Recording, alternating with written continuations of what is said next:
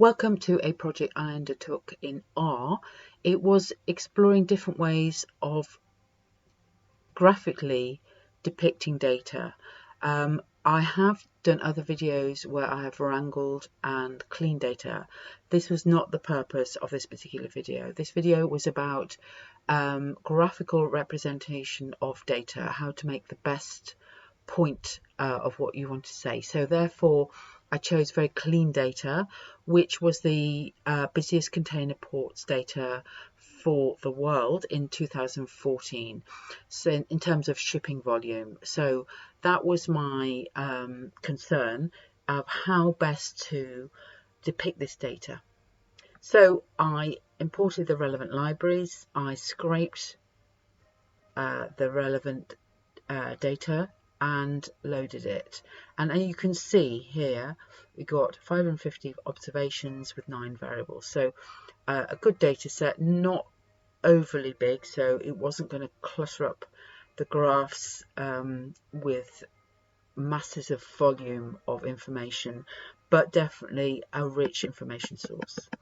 So what I did was I built some themes which would then help me draw these graphs. So this is the first graph, very informative, but I felt that it didn't give enough information in terms of the actual shipping volume. Therefore the graph was flipped, and you can see how much more clearly the actual numbers relating to each port can be seen. Again, Shanghai has come out number 1, obviously, but you can see exactly how much more the volume is compared to the other ports. So then I started thinking about looking at one particular area of the world. I chose China because Shanghai was the top port in terms of volume, and you can see here clearly with the differentiation in color, it's very easy to see that China is about 1/5 of the volume in terms of business imports, and you can see that the busiest is Shanghai again, which we already knew. Again, I looked at Asia, which is also extremely prolific in terms of port business, and you can see that more than half of the busiest ports in 2014 were in Asia, and again that differentiation of color is very effective. Then I started thinking about timelines, and you can see all of these plots are for 10 years, and they're alphabetically made up so that you can immediately focus in. Say you want to see how Hamburg is doing, it's there, it's very clear, and it's very clear to see what's going on in comparison with each of these different ports. However, a person might want to focus in on one particular port, knowing that Shanghai was number 1 in terms of volume in 2014. It might be interesting to see the trajectory of Shanghai's business over the past decade, and this is very clear because all the other ports are in grey, as you can see, so you can really see the rate of increase of the shipping volume in Shanghai. Again, you can even take out all the other ports and just concentrate on one particular port, and then you can see much more clearly the timeline and the volume.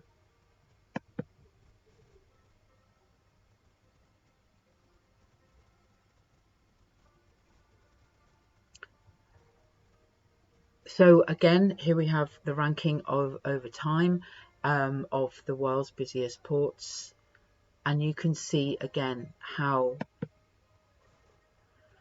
But the other way of looking at this information is to look at what's called a bubble chart, which is called that basically because a bump chart because of the little bubbles here. So you can focus on a year and you can draw a line all the way down, and you can see exactly how each of the ports is doing in comparison to the other one. So it does give an idea of the sort of general direction of trajectory for each of these ports in comparison to the others.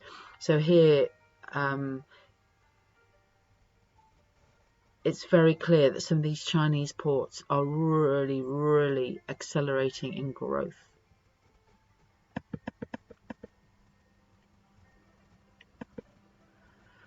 So another way of depicting this information is via a global map, and you can see here that having got the map data, I plotted it on a global map, and you can see exactly where all the ports are: East and West America down here on South America, all around the Mediterranean, Northern Europe.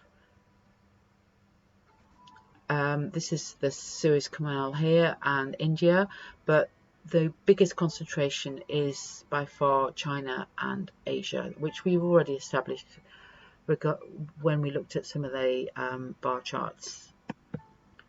However, what I felt was the most efficacious way of showing the information in 2014 was with a bubble chart, because you can see clearly the highest concentration of shipping volume is here, although it's reasonably high in Northern Europe and East and West America.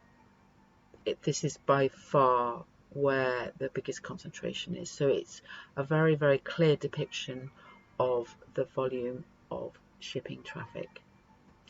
Thank you very much for your attention.